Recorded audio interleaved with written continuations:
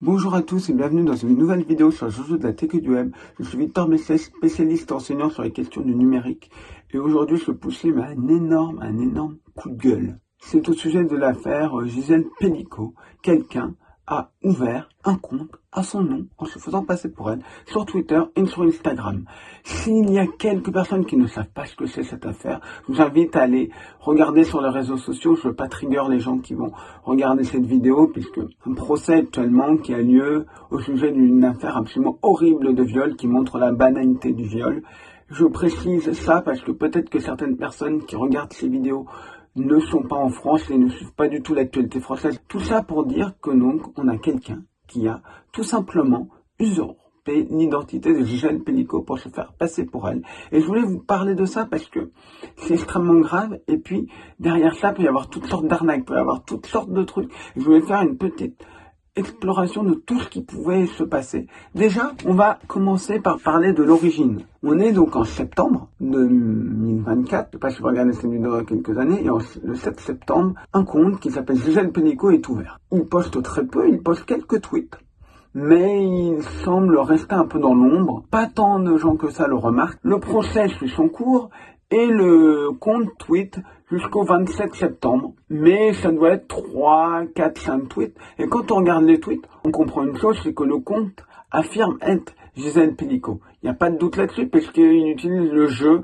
je vous remercie, etc. Le compte Instagram, on fait de même puisqu'il y a un compte Instagram qui est cité en lien dans le haut du compte. Et il n'y a pas de bio. Sur Twitter, vous savez, vous avez une bio. Je rappelle pour ceux qui ne sont pas du tout familiers, une bio, qu'est-ce que c'est? Une bio, c'est un texte qui dit des informations sur vous pouvez mettre n'importe quoi dedans. Mais il y a un certain nombre de caractères, c'est limité. Jusqu'à là, il n'y a rien dans la bio et le compte paraissait bizarre. Je me suis dit une chose en voyant ce compte, je me suis posé la question, est-ce que c'est un vrai compte? Maintenant, on a la réponse non, et l'Instagram non plus. Et je me suis dit, mais je me dis, les avocats l'auraient dit si elle avait un compte. Mais d'un côté, les avocats auraient peut-être prévenu si c'était un faux compte. Donc j'étais, je l'avoue, très partagé. Je ne savais absolument pas quoi penser. J'étais là à me dire, qu'est-ce qu'il en est réellement? Et je décide d'en faire un thread sur Twitter. C'est un ensemble de tweets pour demander un avis à d'autres personnes pour savoir si c'est pas moi qui suis en train de me faire une fausse idée. Et j'ai d'autres personnes qui me disent, en effet, c'est bizarre, ça sent pas bon. Et là, je décide d'interpeller des journalistes que je connais, qui sont spécialisés tout simplement dans le débounkage de fake news. Et une de ces journalistes qui travaille à l'IB me répond en me disant, en effet, j'étais en train d'enquêter dessus.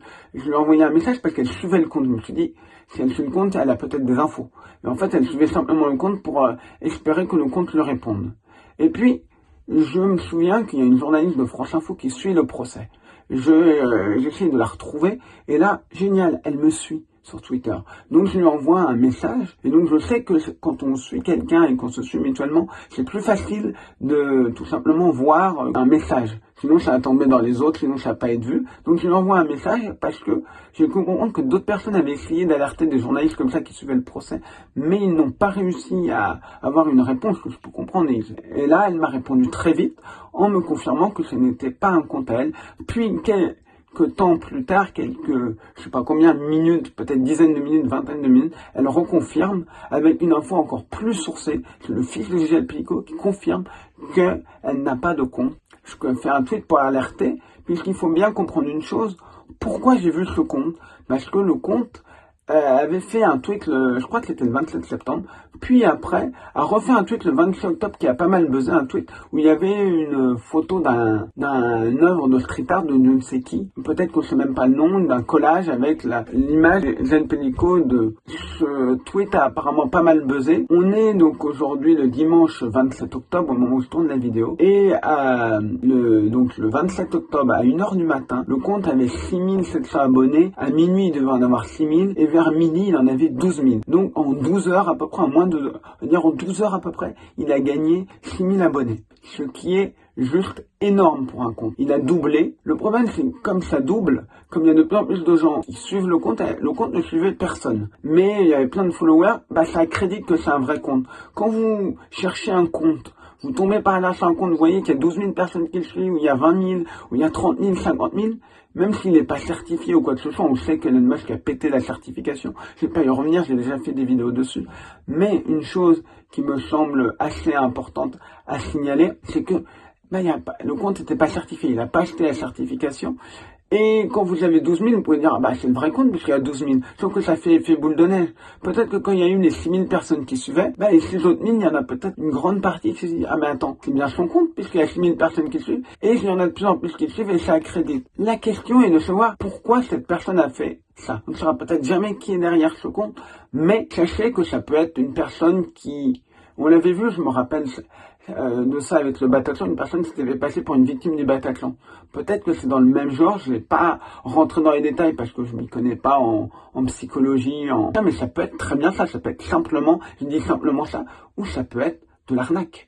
Je m'explique. Les comptes Twitter, il y a beaucoup de gens qui veulent monter des arnaques ou même des business légitimes qui sont intéressés d'avoir un compte où il y a déjà du monde dessus et du monde qui soit si possible actif. Je rappelle, même si c'est pas du tout légal, vous pouvez acheter des followers.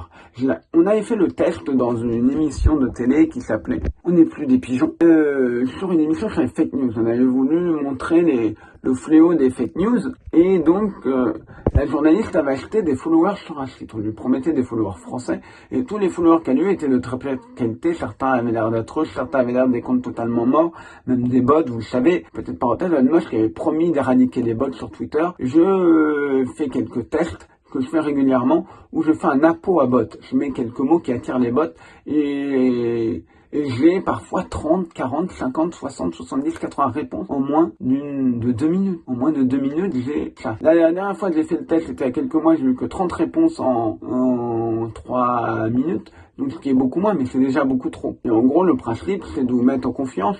Pour ceux qui ne sauraient pas le truc, ce que je faisais, c'est que je faisais croire que j'avais un problème avec mon wallet de crypto-monnaie, donc le portefeuille où on met la crypto. Et évidemment, tous les bots arrivaient en disant, oui, je connais le support officiel écrit là-dessus. Et évidemment, le but, c'est de vous piquer vos crypto-monnaies. Et donc là, ce qui est intéressant pour des escrocs, c'est que tous les gens qui suivent, c'est pas des bots, c'est des gens qui l'ont suivi parce qu'ils voulaient, j'allais dire, de leur plein gré, mais je sais pas comment dire, mais c'est des gens qui ont décidé de suivre ce compte parce qu'ils se disent, Gisèle Picot est sur Twitter, je vais la soutenir. Et forcément, ça fait une audience dont on sait au minimum qu'elle a été active le 7 octobre, puisque le compte a été ouvert. Donc c'est des gens qui ont été actifs très récemment. Qu'est-ce qui peut se passer? Le compte peut être vendu ou l'escroc va transformer le compte. Qu'il soit vendu ou non, le compte peut être transformé. C'est-à-dire que il va changer le nom de Gisèle Picot, il va tout changer et en faire autre chose. Là, il va y avoir peut-être beaucoup de Français qui vont suivre, ou de francophones.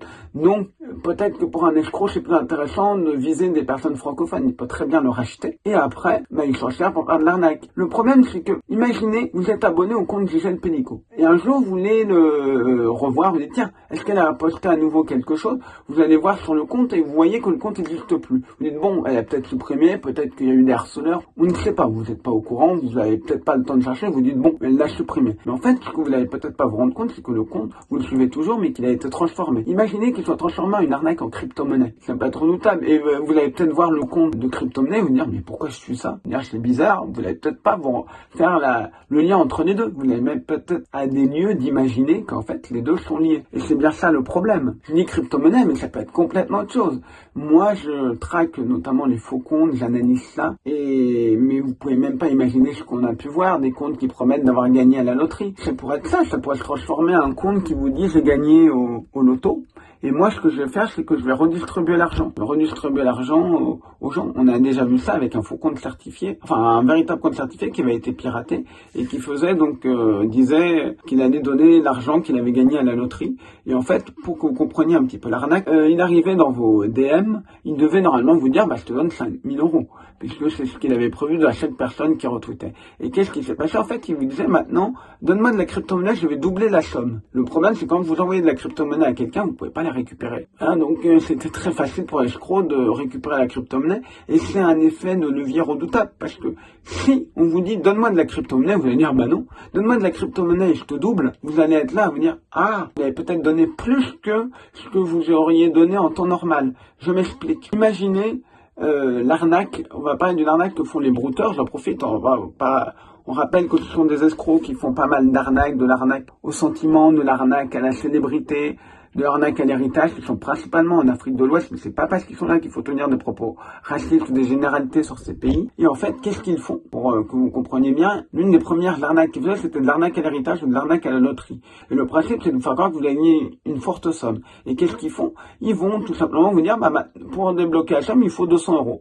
Vous allez dire, je vais avoir 10 millions d'euros, je peux bien envoyer 200. Et ils vont vous redemander quelque chose après. Ils vont dire à 300 euros par exemple, ils vont dire, moi je vais payer à nouveau 300 euros. Après, ils vont redemander une somme et vous redemander à l'infini, vous redemander jusqu'à ce que vous ne pouvez plus payer, vous vous rendez compte que c'est une arnaque. Vous voyez, c'est ça le truc. C'est ça qui est ultra important à comprendre et c'est ça qui est redoutable parce que la personne est persuadée cette fois d'être à une marge d'avoir son argent. Et comme elle a mis 2000, peut-être 2000, 3000 euros, elle dit non, je vais pas abandonner maintenant, j'ai déjà dépensé tellement d'argent. Et ces arnaques sont redoutables. Après, ça peut aussi très bien envoyer du phishing, un lien frauduleux pour essayer de récupérer des comptes. Ça peut être plein de choses. Mais il y a une chose que je me dis, c'est que vu que le compte a buzzé, il allait se faire griller. Et c'est étonnant qu'il n'ait pas été grillé avant. Mais ça peut se comprendre. Les avocats, tous les gens qui traitent l'affaire Pélico, qui suivent ça, vont pas forcément se rendre compte qu'il y a un compte. Même moi qui suis un peu l'affaire, qui m'intéresse aux réseaux sociaux, ce compte, je ne l'ai vu que hier. Hier, donc on était le 26. Le 26 octobre 2024. Je l'ai vu parce que ça a buzzé et que ça a fortement monté le nombre de followers. Et c'est en fait en voyant cette image postée, je me suis dit, tiens, je vais la reposter. Et puis, j'ai voulu voir qui postait ça parce que j'ai pas envie de reposter quelqu'un qui serait transphobe, qui serait homophobe. Donc je vois ça et je vois Gisèle Pélico. Et là, je me dis, c'est quand même gonflé d'avoir pris le Gisèle Pélico. Je m'imaginais même pas un instant que ce compte allait affirmer être Gisèle Pélico. Vous vous rendez compte du truc? C'est juste hallucinant. Comment on peut faire ça? Donc, j'avoue que je ne sais pas qu'est-ce qui se cache derrière. Parce que là, maintenant que le compte a été grillé, il peut très bien se transformer. Mais malheureusement pour lui, j'ai fait deux choses. J'ai récupéré l'ID du compte. Alors, qu'est-ce que c'est qu'un ID du compte? On va peut-être paraître un petit peu technique, mais c'est très important. Chaque compte a un identifiant unique. Pour que vous compreniez bien, le premier compte a reçu l'ID 0. Le deuxième a reçu l'ID 1. Le troisième a reçu l'ID 2. Le quatrième a reçu l'ID 3 et ainsi de suite. Donc si vous avez par exemple le compte 600, qu'est-ce que ça veut dire? Que vous avez été un compte qui a été sur Twitter créé tout au début. Le compte de Jacques Dorsey, qui est le fondateur de Twitter, je crois à le numéro 13 ou 14. Ce qui veut dire qu'ils ont fait possiblement 13 ou 14 comptes avant. Et j'ai essayé, parce qu'on peut retrouver avec un ID, voir si le compte existe. Aucun de ces comptes ne semblait exister. Donc c'est sûrement des comptes tests qu'ils ont fait, qui ont été supprimés pour les tests. Et en fait, ce qui s'est passé, c'est que le compte ancien, ça doit être ce compte-là, 13 ou 14. Et en fait, il y a une URL qui vous permet, en tapant un truc spécifique et le numéro de cet ID, de pouvoir voir qu'est-ce qui se cache derrière le compte. Et donc, à partir de cet ID, si jamais le compte se transforme, je pourrai le voir. Si jamais le compte disparaît, on pourra le voir. Si jamais le compte est suspendu, on pourra le voir. Je vais expliquer 2-3 petites choses à ce sujet qui me semblent extrêmement importantes à expliquer pour que vous compreniez bien. Quand un compte, mais ça peut changer avec un image qui change tout, quand un compte est suspendu, il y a écrit compte suspendu. Quand un compte est supprimé ou n'existe pas, c'est-à-dire que le hack que vous avez tapé n'existe pas, tout simplement ce qui peut se passer, c'est que ça veut dire que soit ce compte n'a jamais existé ou soit qu'il a été supprimé. Ça ne veut pas dire qu'il a été suspendu ou qu'il a été aussi renommé, c'est possible dans ce cas-là. Donc là, avec le petit code, vous pouvez donc l'URL avec l'ID, vous pouvez tout simplement voir si le compte a été supprimé, et s'il a été supprimé, regardez régulièrement si quelqu'un ne le rouvre pas sur un autre nom, en espérant laisser passer la tempête pour peut-être dans un an le rouvrir pour faire une arnaque. Comment je l'ai trouvé cet ID? Il y a des outils qui permettent de retrouver l'ID. Le problème, c'est que Elon Musk a un peu tout cassé et c'est devenu très compliqué parce qu'il faut faire des requêtes et ces requêtes sont devenues payantes. Je ne vais pas rentrer dans les détails, mais il y a des sites. Et moi, j'ai cette habitude-là parce que je travaille beaucoup sur les faux comptes. Dès que je vois un faux compte, je récupère son ID. C'est la première chose parce que je me dis, dans les secondes où je vais enquêter sur son compte, il peut disparaître et je m'en mordrai les doigts de ne pas avoir eu l'ID. Donc j'ai l'ID. J'ai aussi fait une deuxième chose. Malheureusement, la Wayback Machine, ce sont les archives d'Internet, temporairement, il n'est plus possible de manière temporaire, j'ai pas regardé pourquoi, de sauvegarder une page. Donc qu'est-ce que j'ai fait? J'ai sauvegardé dans une alternative de la Wayback Machine les deux comptes. Pourquoi j'ai fait ça? Pour qu'il y ait une preuve. Parce que Le problème, si vous voulez porter plainte, il faut qu'il y ait un huissier qui constate tout ça, et si le compte disparaît, c'est plus compliqué. Mais si c'est enregistré dans les archives d'Internet, ou une alternative, un juge peut potentiellement, je dis bien potentiellement, prendre en compte ça comme preuve. C'est de plus en plus pris en compte. Après, certains peuvent dire non, c'est pas vraiment une preuve. Mais je me suis dit, ça peut servir parce que je trouve ça absolument dégueulasse de faire ça. Et je pense qu'il peut être utile si jamais la famille a besoin, voilà, je suis en contact avec la journaliste, je lui ai dit si jamais les proches ou elle a besoin de ce lien, je lui ai donné à la journaliste. Et je tiens à dire une chose très importante. Il y a eu 12 000 personnes qui ont suivi ce compte. Ne blâmez pas ces gens-là, ils se sont fait avoir. Et malheureusement, quand on est face à l'horreur d'un procès aussi horrible, de la banalité du mal, je ne vais pas m'étendre parce que je suis pas un grand spécialiste du sujet, je ne veux pas dire n'importe quoi, mais ce que je veux dire, une chose qui me semble ultra importante, mais vraiment ultra importante, c'est que, évidemment, une bonne fake news, c'est le reflet de ce qu'on est capable de croire, sans se poser de questions qui va susciter nos émotions. C'est généralement ce que je dis là. Vous voyez le compte de Gisèle Pénicaud, on a tous envie, et c'est normal, à part quelques ordures, de la soutenir. Et c'est normal, on veut la soutenir, on se dit, si je la soutiens, si je la suis, c'est une manière de la soutenir. Et beaucoup de gens vont pas se poser la question de se dire, mais attends, est-ce que c'est bien son compte? Et j'en ai aucune idée de si c'est son compte. Et moi, je voulais la suivre, mais je me suis dit, je vais quand même vérifier que c'est bien son compte. J'ai tellement l'habitude, je dis ça parce que j'ai une habitude de faire le mec qui, ah oui, bah oui, c'est évident. Non, j'ai eu des doutes, je ne savais pas, et j'aurais pu très bien me faire avoir dans un autre contexte, à un autre moment. Je prétends pas être infaillible, je le redis, ce que je dis à mes étudiants, ce que je dis dans tout ce que je fais. Il y a une chose que je dis, c'est que, on peut tous se faire avoir par des arnaques, tous faire avoir des faux comptes, et j'aurais pu très bien me faire avoir. Et si ça vous intéresse, le sujet des faux comptes sur Twitter, des choses comme ça. Il y a quelque temps, j'avais fait une enquête sur un faux compte qui s'est fait passer par Anne-Sophie Lapix, qui avait repris le hâte de Anne-Sophie Lapix, et j'avais pu déterminer je crois, à 6 heures près quand est-ce que le compte avait été réouvert. Si ça vous intéresse, je pourrais vous mettre le lien de la vidéo. Pourquoi j'ai fait cette vidéo? Parce que je suis en colère qu'on ait utilisé l'image de Gisèle Pénicaud pour faire potentiellement de l'arnaque ou quelqu'un qui a voulu se mousser. C'est l'occasion de faire une vidéo dans laquelle je dis attention aux arnaques, attention à tout ça, soyez prudents. Vaut mieux être trop prudent. Je préfère quelqu'un qui va dire est-ce que c'est vraiment elle, ne pas la suivre plutôt que d'accréditer une arnaque. Voilà. Et si jamais ce compte vous contacte, pour quoi que ce soit, je ne sais pas, vous me demande de cliquer sur un lien, je rappelle les bases, ne le faites pas. Ne le faites pas et surtout parlez-en, puisque maintenant on a la confirmation que c'est un faux compte. Je tiens à remercier tous les journalistes qui m'ont aidé et toutes les personnes. Je vais pas les citer parce que j'ai pas les noms en tête. Là, je suis en train de me filmer et j'ai pas les noms. Je les remercie infiniment. Je mettrai leur nom sûrement si j'y pense, dans la description. Merci à eux. Merci d'avoir pu confirmer et je vous dis à très bientôt. Normalement, c'est chaque mercredi pour une vidéo sur les enjeux de la tech et du web. Alors, je vais faire une petite mise à jour, une petite update de ma vidéo. Je suis à peu près 10 minutes après avoir tourné ma vidéo. Et bonne nouvelle, le compte a été supprimé. J'ai bien dit supprimé, pas suspendu. Très très important, parce que supprimé, on pourrait penser que ça peut vouloir dire suspendu. Il n'a pas été apparemment suspendu. Je le rappelle, je le redis, si c'était suspendu, il y aurait écrit ce compte est suspendu. Si le compte, et je l'ai dit il y a peu, mais je le redis, il y aurait quelque chose qui dit ce compte n'existe pas. Donc très très important, je le redis, même si je l'ai déjà dit dans ma vidéo, très important de regarder ça. Là, je pense que c'est peut-être deux choses. Soit le compte a tellement été signalé qu'ils l'ont supprimé pour vérifier, je ne sais pas, c'est peut-être ça. Je ne sais plus comment fonctionne Twitter, enfin X maintenant, ou tout simplement le compte a compris qu'il était grillé et il a fermé son compte. C'est possible. C'est possible que ce soit ça, mais ça pose un gros problème, c'est que ce compte peut revenir. Il peut revenir sous un autre nom pour refaire de l'arnaque, peut-être dans 1 an, dans 2 ans, on ne sait pas. C'est pour ça que j'ai gardé donc l'ID du compte Twitter.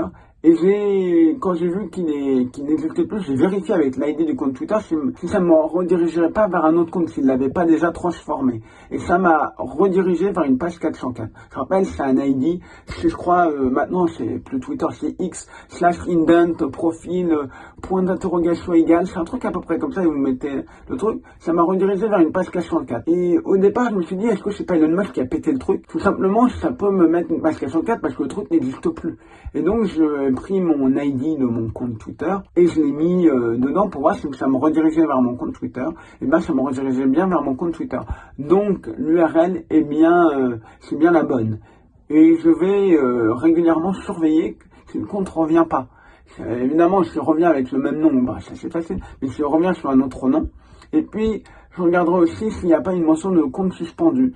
Mais là, a priori, je vais peut-être refaire une update dans la vidéo. Vous allez peut-être revoir un truc où je vais dire, ah, deuxième update. Je voulais faire une deuxième mise à jour de cette vidéo, alors que la vidéo, je l'ai programmée sur YouTube. Elle est sur YouTube programmée pour mercredi, donc on est lundi 28 octobre 2024. J'ai tourné cette vidéo hier, donc dimanche 27 octobre, et j'ai deux choses à rajouter.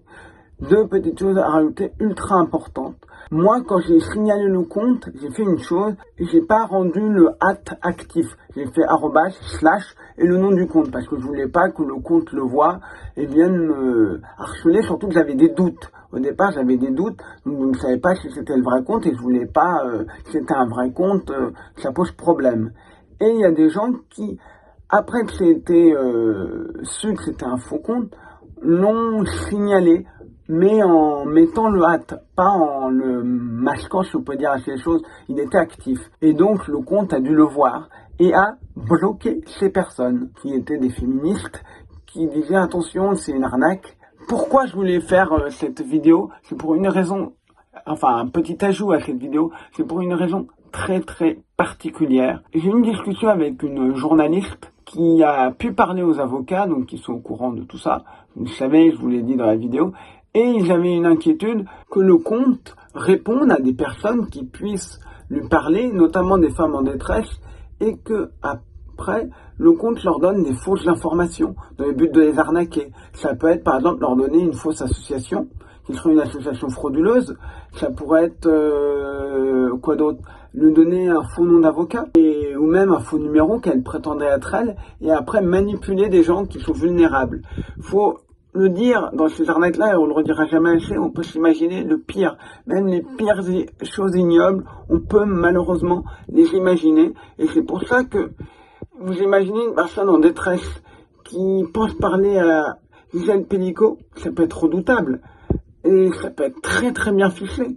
Ça peut être des escrocs qui sont très bien organisés, où il va y avoir un faux centre d'appel qui va réceptionner l'appel. Ça peut être des hommes qui peuvent essayer d'agresser des femmes qui sont en détresse. Ça peut être plein de choses. Je vais pas m'étendre là-dessus parce que on peut vraiment s'imaginer le pire.